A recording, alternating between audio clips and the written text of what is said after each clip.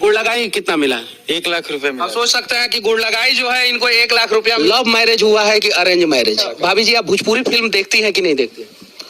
नहीं। भाभी जी के आने के बाद अब दूसरी हीरोइन के साथ जो है आप काम करेंगे कि नहीं? सबसे कड़वा सवाल भाभी जी के बगल में बैठ के बताइए। अच्छा कितना साल आप बड़े हैं उनसे?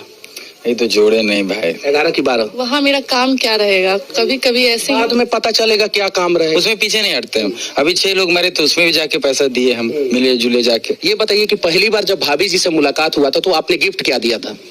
तो हम इसको पहले इन लोग देख लिया, फिर हमको फोन किया कि अच्छा है आज। भोजपुरी इंडस्ट्री में अक्सर विवाद चलते रहता है, तो क्या ये विवाद कभी थमने का नाम लेगा या चलते लोग सिर्फ अपना नाम को रखने के लिए कि मेरा नाम चर्चा होते रहे उसके लिए विवाद कर रहा है। अरे आप देखिए ना।